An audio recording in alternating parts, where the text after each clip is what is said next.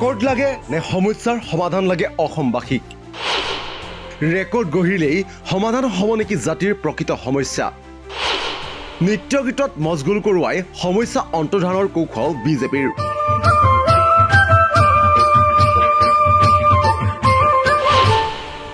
ৰেকৰ্ডৰে মানসিক সন্তুষ্টি প্ৰদান কৰি মন ভুলোৱাৰ চেষ্টা নেকি এয়া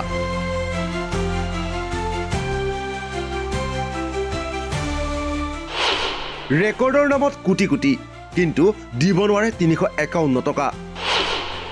ৰেকৰ্ডৰ ঢৌতে উৰ পৰিব নেকি চাহ শ্ৰমিকক দিয়া প্ৰতিশ্ৰুতি বিজেপিয়ে নোৱাৰে কিন্তু কেনেকৈ পাৰে বিৰোধী শাসিত ৰাজ্যই অসমৰ স্বকীয় উৎসৱ বিহুৰ বিশ্ব ৰেকৰ্ডৰ নামত অসম চৰকাৰে তথ্যমতে খৰচ কৰিলে 82 কোটি 76 লাখ টকা এয়া কেৱল কাগজে পত্ৰই থকা হিচাপৰ পৰিমাণহে ইয়াৰ পাছতে এইবাৰ পুনৰ ৰাজকোষৰ কোটি কোটি টকা খৰচ কৰি ৰেকৰ্ডৰ নামত আয়োজন কৰা হৈছে জুমৈ বিনন্দনী অনুষ্ঠান য'ত মুঠ 8888 গৰাকী কলাকুশলীয়ে অংশগ্ৰহণ কৰিব বিহুৰ দৰে এইবাৰো 100 কোটিৰ ভিতৰত খৰচ কৰা হ'ব এই আয়োজনটোৰ নামত যি সময়ত ৰাজ্য চৰকাৰে ঋণৰ পাছত ঋণ লোৱা দেখিবলৈ পোৱা গৈছে তেনে সময়তে ৰাজকোষৰ কোটি কোটি টকা খৰচ কৰি ৰেকৰ্ড গঢ়াৰ নামত কৰা আয়োজনক লৈ এতিয়া বিভিন্নজনে সমালোচনা কৰি আহিছে চৰকাৰক প্ৰশ্ন হয় উন্নয়নৰ নামত এইদৰে শ শ কোটি খৰচ নকৰি নৃত্য গীতত মজগুল কৰোৱাই প্ৰকৃত সমস্যাবোৰক আওকাণ কৰা নাইনে বিজেপিয়ে এয়া বিজনেছ ষ্টেণ্ডাৰ্ডৰ এটা বাতৰি 2021 চনৰ 19 জানুৱাৰীত প্ৰকাশিত বাতৰিটোৰ মতে অসম চাহ মজদুৰ সংঘই 25,000 ৰাইজক লগত লৈ এক বৃহৎ প্ৰতিবাদী কাৰ্যসূচী ৰূপায়ণ কৰাৰ কথা তেওঁলোকৰ দাবী যে 351 টকালৈ প্ৰতিগৰাকী চাহ শ্ৰমিকৰ দৈনিক মজুৰি বৃদ্ধি কৰিব লাগে অসম চৰকাৰে এই দাবী সম্প্ৰদায়টোৰ এটা পুৰণি আৰু আটাইতকৈ গুৰুত্বপূৰ্ণ তথা মূল দাবী কিন্তু চাহ শ্ৰমিকৰ মজুৰি বৃদ্ধি হ'ল যদিও আজি কোপতি তেওঁলোকে বিচৰা দাবী অনুসৰি নাপালে ন্যূনতম দৈনিক মজুৰি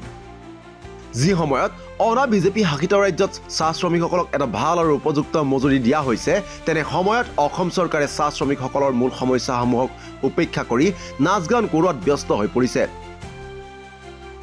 মন কৰক সংসদত কেন্দ্ৰীয় ৰাজ্যিক শ্ৰম আৰু নিয়োগ মন্ত্ৰীয়ে দিয়া এই তথ্যলৈ এই তথ্য অনুসৰি 2023 চনলৈকে ব্ৰহ্মপুত্ৰ উপত্যকাত চাহ শ্ৰমিকৰ দৈনিক মজুৰি হৈছে 250 টকা আৰু বৰাক উপত্যকাত 228 টকা কিন্তু অনা বিজেপি শাসিত কেৰালা তামিলনাডু কৰ্ণাটকৰ লগতে ছিকিমৰ দৰে সৰু ৰাজ্যতো চাহ শ্ৰমিকসকলে অসমৰ শ্ৰমিকতকৈ বেছি মজুৰি লাভ কৰি আহিছে সেই অনুসৰি তামিলনাডুত 450.57 টকা কেৰালাত 482.89 টকা কৰ্ণাটকত 451.22 টকা আৰু ছিকিমত 500 টকা দৈনিক মজুৰি লাভ কৰে চাহ শ্ৰমিকসকলে অৰ্থাৎ অসমতকৈ এইকেইখন ৰাজ্যত প্ৰায় 40-50% বেছিকৈ মজুৰি লাভ কৰে চাহ শ্ৰমিকসকলে কিন্তু আজিও অসমৰ চাহ শ্ৰমিকসকলৰ দাবী অনুসৰি 351 টকাকেই দিব নোৱাৰিলে অসম চৰকাৰে আৰু 351 টকাৰ দৈনিক মজুৰি দিব নোৱাৰা অসম চৰকাৰে চাহ শ্ৰমিকৰ প্ৰকৃত সমস্যাক অন্তৰ্ধান কৰি তেওঁলোকক ৰেকৰ্ডৰ নামত দিবলৈ চেষ্টা যেন কৰিলে মানসিক সন্তুষ্টি আনহাতে এইবাৰ মন কৰক 2016-2025 চনৰ বিজেপিৰ এই ভিজন ডকুমেণ্টলৈ চাহ জনজাতিৰ কল্যাণৰ ক্ষেত্ৰত বিজেপিৰ দ্বিতীয়টো পৰিকল্পনাই আছিল ভাৰতৰ সংবিধানৰ 6ষ্ঠ অনুসূচীত তেওঁলোকক অন্তৰ্ভুক্ত কৰা কিন্তু বিজেপিৰ সেই পৰিকল্পনা আৰু প্ৰতিশ্ৰুতি এতিয়া ধোঁৱাচাঙত উঠিল প্ৰশ্ন হয় নৃত্য গীতৰ ৰেকৰ্ডৰ নামত কোটি কোটি খৰচ কৰি অনুষ্ঠান আয়োজন কৰিলেই অসমবাসীৰ প্ৰকৃত সমস্যা সমাধান হৈ যাব নেকি এইদৰে সমস্যাৰ উৰ পৰিব নেকি চাহ শ্ৰমিকসকলৰ বাৰে বাৰে অনুৰূপ প্ৰশ্নই উত্থাপিত হৈ আহিছে বৰ্তমানৰ হিমন্ত বিশ্ব শৰ্মা নেতৃত্বাধীন এই চৰকাৰখনৰ বিৰুদ্ধে নিউজ ডেস্ক ৰিপৰ্ট দি ক্ৰছ কাৰেণ্ট